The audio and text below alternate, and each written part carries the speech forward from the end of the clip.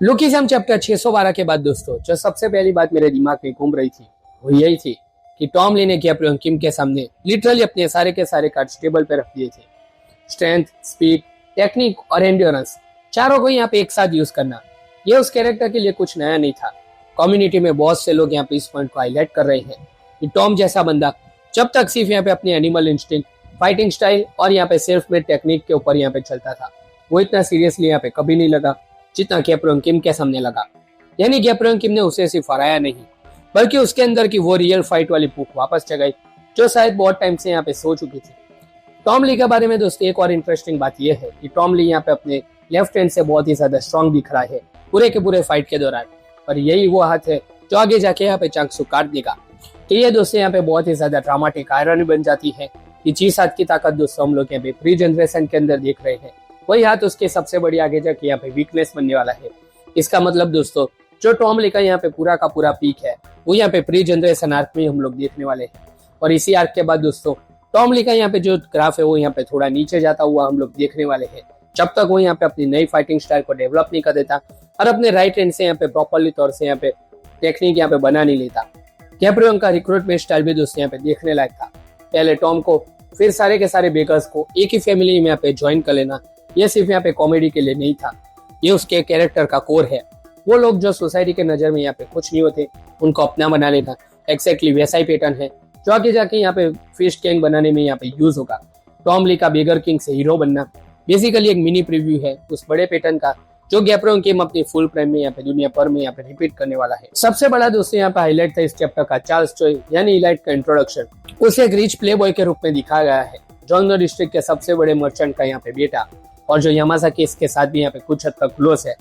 एक strong theory दोस्तों यहाँ पे मार्केट में फिर से चलने लगी है कि चार्ल्स चोई यहाँ पे पूरी की पूरी सीरीज का फाइनल विलन बनेगा। चार्ल्स ही वो एक कैरेक्टर है जो डेनियल के फादर के केस से, गैब्रियल किम की डेथ से, मुजिन चिन की डेथ से, यामाज़ाकी डील और चिनयंग पार्क के ट्रॉमा से डायरेक्टली या फिर इनडायरेक्टली तरीके से जुड़ा हुआ है। एक रीसेंट कम्युनिटी पोल में दोस्तों चार्ल्स चोई को यहाँ पे जेम्स ली के अगेंस्ट मेजोरिटी वोट मिले थे फाइनल विलन के रोल के लिए। इस पॉइंट को दोस्तों यहाँ पे एक और बात सपोर्ट करती है, एक हिडन डिटेल जो बहुत सारे लोगों ने इसीलिए मिस कर दी। चार्ल्स चोई यहाँ पे ऑलरेडी इस दुनिया के हर एक मूव को ट्रैक कर रहा था गैब्रियल से ऑफिशियली मिलने से पहले ही। जब लास्ट पैनल में यामाज़ाकी का बंदा तलवार निकालता है और चार्ल्स चोई यहाँ पे कहता है कि उसने एक्सपेक्ट किया उससे ज्यादा फन होने वाला है, तब समझ आता है कि वो सिर्फ रिएक्टिव नहीं है, वो ऑलरेडी यहाँ पे गेम के अंदर तो था ही, सिर्फ अभी तक यहाँ पे बाकी के प्लेयर्स को पता नहीं था। और यही कैलकुलेटर और ऑब्जर्वेंट बिहेवियर दोस्तों आगे जाके चार्ल्स चोई को सीरीज का सबसे बड़ा यहाँ पे डेंजरस कैरेक्टर बनाती है। रिपोर्टर किम का रोल भी दोस्तों यहाँ पे हल्का कॉमिक रिलीफ जैसा लगता है, लेकिन उसका यहाँ पे फंक्शन है वो बहुत ही ज्यादा डीपर है।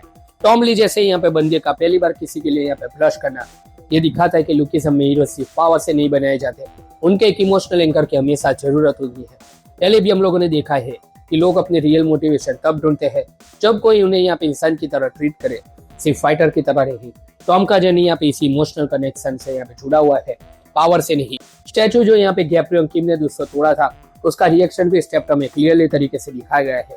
गैब्रियल किम अब सीओएल में दोस्तों यहाँ पे फेमस हो चुका है स्टैचू डिस्ट्रॉयर के नाम से, और यामाज़ाकी सिंडिकेट के लोग उसको यहाँ पे ढूंढना स्टार्ट कर दिए हैं। ये सिर्फ एक रैंडम फेम नहीं है, ये फॉरशैडो करता है कि गैब्रियल का नाम बहुत ही जल्दी पूरे के पूरे अंडरवर्ल्ड में यहाँ पे स्प्रेड होने वाला है, जो आगे जाके उसके लेजेंडरी स्टेटस बनने में मेजर रोल भी प्ले करेगा। डेनियल की सेकंड बॉडी का मिस्ट्री दोस्तों इस चैप्टर में भी यहाँ पे जीरो क्लैरिटी के साथ छोड़ा गया है।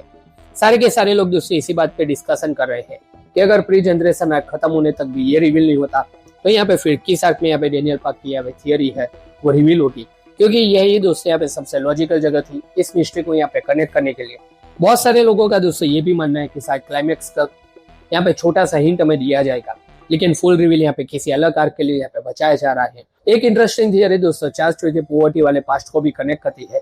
अगर चार्ल्स चोई अपनी वेल्दी फैमिली से बिछड़ने के बाद सच में यहाँ पे गरीबी में था तो हो सकता है उसका कनेक्शन यहाँ पे चिनयंग पार्क की मेडिकल रिसर्च या सेकंड बॉडी एक्सपेरिमेंट से यहाँ पे बना हो, क्योंकि वही यहाँ पे एक रिसर्च थी जिसमें यहाँ पे बहुत सारा पैसा लगने वाला था। अगर ये थियरी थोड़ी सी भी यहाँ पे सही निकलती है तो डेनियल के बर्थ और उसकी सेकंड बॉडी का इनडायरेक्ट कनेक्शन चार्ल्स तक यहाँ पे पहुंच सकता है, जो पूरी मिस्ट्री को यहाँ पे एक और लेयर दे देगा।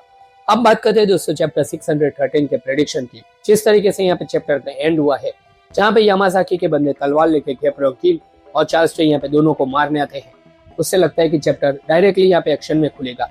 चार्ल्स चोई यहाँ पे अभी तक अटेंशन सीकर बोल बोल के कैप्रियन किम को यहाँ पे रिजेक्ट कर रहा था, लेकिन अब जब उसका नाम भी यहाँ पे फाइट में इन्वॉल्व हो चुका है तो उसका यहाँ पे फाइट से बचना बहुत ही ज्यादा मुश्किल होगा। बहुत हाई चांस है दोस्तों कि चैप्टर 613 में हम लोग यहाँ पे पहली बार प्री जनरेशन के अंदर इनविजिबल टेक्निक को यहाँ पे देखने वाले हैं, जो यहाँ पे लेजेंडरी टेक्निक मानी जाती है। दूसरा यहाँ पे प्रेडिक्शन ये है कि चार्ल्स का एटीट्यूड इस फाइट के बाद यहाँ पे थोड़ा शिफ्ट होगा। वो अभी भी यहाँ पे अपने आप को कैप्रियन किम और उसके ग्रुप से यहाँ पे दूर रखना चाहता है, लेकिन जिस तौर से यहाँ पे उसने ऑलरेडी कहा कि एक्सपेक्टेड से ज्यादा फन होने वाला है, उससे यहाँ पे पता चलता है कि उसके अंदर भी वही पुरानी फाइटिंग स्पिरिट अभी भी जिंदा है। हो सकता है 613 में हम चार्ल्स चोई की एक और साइड देखें जिसमें वो मजबूरी में नहीं बल्कि अपनी पुरानी हैबिट की वजह से फाइट में इन्वॉल्व हो जाए। एक और बात थी दोस्तों, इलाइट जब यहाँ पे कैप्रियन किम के कान में यहाँ पे आके बोलता है कि तेरे जैसे लोगों से मुझे यहाँ पे ज्यादा नफरत है, ये यहाँ पे कैजुअली इंसल्ट ही था दोस्तों। एक फिलोसॉफिकल क्लैश है दो यहाँ पे मेंटालिटी के बीच का। कैप्रियन किम यहाँ पे आइडियलिस्ट है, वो बिलीव करता है कि दुनिया यहाँ पे बदली जा सकती है। इलाइट जो है हमारा वो यहाँ पे रियलिस्ट या फिर शायद साइनिक है, जो बिलीव करता है कि दुनिया यहाँ पे कभी भी नहीं बदल सकती। बेहतर है लोग यहाँ पे अपनी जगहों को एक्सेप्ट कर ले। ये एक्सेप्ट सेम कॉन्फ्लिक्ट है जो यहाँ पे आगे जाके यहाँ पे दोनों के रिश्तों को डिफाइन करेगा, और शायद यही वो सीड है जहाँ से इलाइट का फ्यूचर बिट्रेयल यहाँ पे ग्रो करेगा। क्योंकि जब तुम्हारी पूरी की पूरी वर्ल्ड व्यू किसी और के आइडियलिज्म के अगेंस्ट हो तो लॉयल्टी यहाँ पे बहुत ही ज्यादा फ्रेजाइल हो जाती है। चार्ल्स के बैकग्राउंड में यहाँ पे चोंगनो डिस्ट्रिक्ट का वेल्दी मर्चेंट फैमिली वाला कनेक्शन भी डीपर रिसर्च यहाँ पे मांगता है। चोंगनो दोस्तों यहाँ पे सियोल का हिस्टोरिक घाट है जिसके रूट यहाँ पे 600 साल पुरानी है, और ये एरिया मॉडर्न बिजनेस और रॉयल हेरिटेज दोनों का मिक्स है।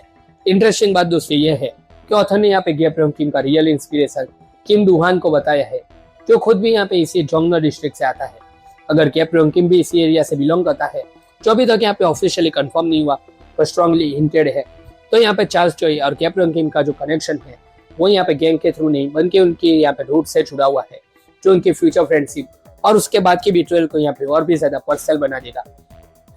अब अगर दोस्तों प्रेडिक्शन को और भी ज्यादा रिफाइन करें, कैप्रियन किम यहाँ पे जब भी किसी नए ओपोनेंट के सामने आता है पहला ही पंच यहाँ पे यूजुअली डिसाइसिव होता है।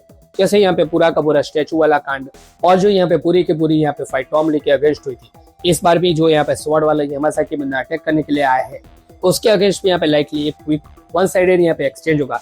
लेकिन इस बार यहाँ पे ट्विस्ट ये हो सकता है कि चार्ल्स भी यहाँ पे अपनी इनविजिबल अटैक पहली बार ऑन पैनल यहाँ पे इस आर्क के अंदर यूज करे, क्योंकि वो ऑलरेडी बोल चुका है कि एक्सपेक्टेड से ज्यादा फन होने वाला है।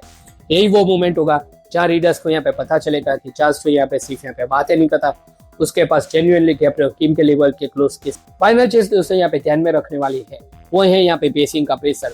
रीजनरेशन आर्क दोस्तों यहाँ पे बहुत ही ज्यादा फास्ट आगे बढ़ रहा है।